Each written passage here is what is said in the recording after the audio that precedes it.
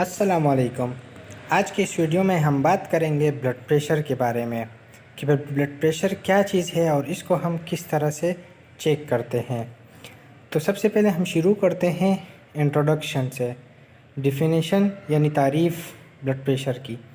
Blood pressure یا فشار خون وہ قوت ہے جو خون نالیوں میں بہتے وقت نالیوں کی دیواروں کے خلاف لگاتا ہے۔ بلڈ پریشر کے اقسام: دل کی سکڑنے کے دباؤ، سائسٹولک بلڈ پریشر، یہ بلند ترین درجے کا دباؤ ہے جو خون شریانی دیواروں کے ساتھ اس وقت ڈالتا ہے جب دل کا لیفٹ وینٹریکل سکڑتا ہے اور خون کو شریان اعظم میں دھکیل دیتا ہے۔ دوسرا ہے دل کے پھیلنے کا دباؤ، ڈائسٹولک پریشر، یہ کم ترین درجے کا دباؤ ہے۔ یہ دباؤ خون کی نالیوں پر اس وقت ہوتا ہے جب لیفٹ وینٹریکل پھیل رہا ہوتا ہے اور خون لیفٹ ایٹریم سے لیفٹ وینٹریکل میں داخل ہوتا ہے۔ بلڈ پریشر کا آلہ یعنی جس سے ہم بلڈ پریشر چیک کرتے ہیں، اس میں جو میٹر ہے اس میٹر کا نام ہے سپیگمومینومیٹر۔ یہ ربڑ کے ایک تیلے پر مشتمل ہوتا ہے جسے کف کہتے ہیں۔ اس کے ساتھ ایک پمپ لگا ہوتا ہے۔ ربڑ کی ایک اور ٹیوب کف کو پارے کے مینومیٹر کے ساتھ ملاتی ہے۔ اس مینومیٹر کی درجہ بندی کی گئی ہے۔ کف میں جب ہوا کا دباؤ خون کے برابر ہوتا ہے تو بازو کی شریان میں خون کی گردش رک جاتی ہے۔ اس مقام پر ریڈنگ لی جاتی ہے۔ سپیگمومینومیٹر کو بی پی اپریٹس بھی کہتے ہیں۔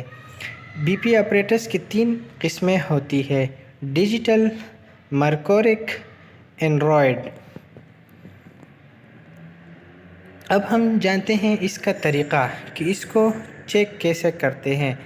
مریض کو کرسی پر بٹھا دیں یا بہتر تو یہ ہے کہ اسے کہیں کے بستر پر لیٹ جائیں اور پھر اوپر والے بازو کو ننگا کر دیں اور کف ہموار کے مضبوطی کے ساتھ بازو کے گرد کہنی سے ذرا اوپر لپیٹ دیں۔ بازو کی شریان کو ٹٹول کر اسٹیتھوسکوپ ڈایافرام اس پر رکھ دیا جاتا ہے۔ پمپ سے کپ میں ہوا بھری جاتی ہے تاکہ بازو کی شریان بازو کے اندر سکڑ جائے۔ ایسا عموماً 160 ملی میٹر مرکری پر پہنچ کر ہوتا ہے۔ اب پمپ کے اسکریو کو ڈھیلا کر کے ہوا کو آہستہ آہستہ خارج کر دیا جاتا ہے اور پارے کے کالم کو مینومیٹر ٹیوب میں گرتے ہوئے دیکھا جاتا ہے۔ اس سے کف میں دباؤ گھٹ جاتا ہے اور شریان پھیلنا شروع ہو جاتی ہے۔ اسٹیتھوسکوپ میں اچانک ایک صاف آواز سنائی دیتی ہے۔ اس کا مطلب یہ ہوتا ہے کہ شریان میں خون داخل ہونا شروع ہو گیا ہے۔ اس مقام پر ریڈنگ لی جاتی ہے۔ اس ریڈنگ کو اوپر والا بلڈ پریشر کہتے ہیں۔ تھوڑی دیر بعد آواز غائب ہو جاتی ہے۔ یہ اس وقت ہوتا ہے جب شریان میں دباؤ سب سے نچلے درجے پر آ جاتا ہے، اسے نیچے والا بلڈ پریشر کہتے ہیں اور مینومیٹر پر اس مقام پر ریڈنگ کی جاتی ہے۔ نبض کے ذریعے بلڈ پریشر ریکارڈ کرنے کا طریقہ: اس طریقے سے صرف سائسٹولک بلڈ پریشر محسوس کیا جا سکتا ہے۔ پروسیجر: بی پی کف کو مریض کے بازو کے گرد لپیٹ دیں اور کلائی پر انگلی کی مدد سے نبض محسوس کریں۔ اب کف میں ہوا بھرنا شروع کریں حتیٰ کہ نبض کی دھڑکن رک جائے۔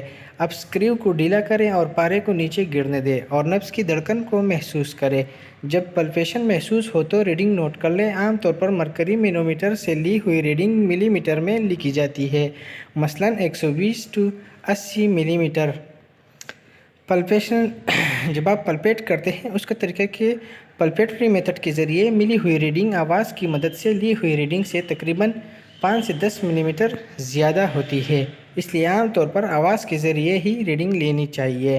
بلڈ پریشر نوٹ کرتے وقت کی احتیاط: کبھی بھی کھانا کھانے کے بعد خوف کی حالت میں اور خوشی کے جذبات کی صورت میں بلڈ پریشر چیک نہ کریں۔ یہ یقین کر لیں کہ مریض ذہنی اور جسمانی طور پر ریلیکس ہے۔ اعصابی مریضوں میں پہلی ریڈنگ عموماً زیادہ ہوا کرتی ہے، اس لیے اسے ریجیکٹ کر دیں اور دوسری ریڈنگ لیں۔ بلڈ پریشر جلدی نوٹ کرنا چاہیے، جتنا جلدی ممکن ہو سکے، کیونکہ بلڈ ویسلز کا دباؤ ہوا بھرنے کے دوران خود بخود کم ہو جاتا ہے۔ کسی بھی غلطی کی صورت میں مرکری بی پی اپریٹس کو زیر اوپر لے آئیں اور پھر دوسری ریڈنگ لیں۔ بعض اوقات ریڈنگ لیتے وقت مختلف آوازیں آنا شروع ہو جاتی ہیں۔ اس صورت میں کف اتار کر دوسرے بازو پر باندھ دیں یا پھر تھوڑے وقفے کے بعد اسی بازو پر کف باندھ لیں۔ اگر کسی صورت میں بازو پر سوزش، ایڈیما یا سویلنگ ہو تو بلڈ پریشر کی ریڈنگ میں غلطی ہو سکتی ہے۔ نارمل بلڈ پریشر: عام حالت میں ایک نوجوان صحت مند آدمی میں نارمل بلڈ پریشر 120/80 ہوتا ہے، جبکہ ڈائسٹولک کی اوسط 60 سے 20 ملی میٹر مرکری تک ہو سکتی ہے۔ بڑھاپے کی عمر میں ریڈنگ میں اضافہ ہو جاتا ہے، جو کہ نوجوان کے لیے دی گئی ہے۔ کچھ حضرات نارمل سائسٹولک کے لیے مریض کی عمر میں 90 جمع کر دیتے ہیں۔ مثلاً ایک شخص کی عمر 50 سال ہے تو اس کا بلڈ پریشر 140 90 + 50 ملی میٹر مرکری ہوگا۔ Formula H+90۔ نوٹ: سائسٹولک اور ڈائسٹولک پریشر کے درمیانی فرق کو پلس پریشر کہتے ہیں، جو کہ نارمل حالات میں 30 سے 50 ملی میٹر مرکری ہوتا ہے۔ Abnormal blood pressure: blood pressure کا بڑھ جانا ہائپر ٹینشن کہلاتا ہے۔ اگر یہ بہت زیادہ ہائی ہوا ہو، ہائپر ٹینشن میلیگننٹ کہلاتا ہے۔ کہتے ہیں اگر یہ درمیانی درجے کا بڑھا ہوا ہو اسے ہائپر ٹینشن بینیگن کہتے ہیں۔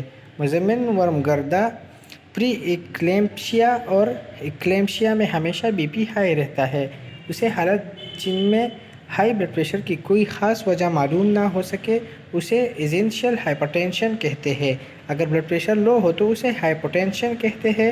عارضی طور پر یہ جریان خون اور گردش خون میں کسی رکاوٹ کی وجہ سے لو ہو جاتا ہے۔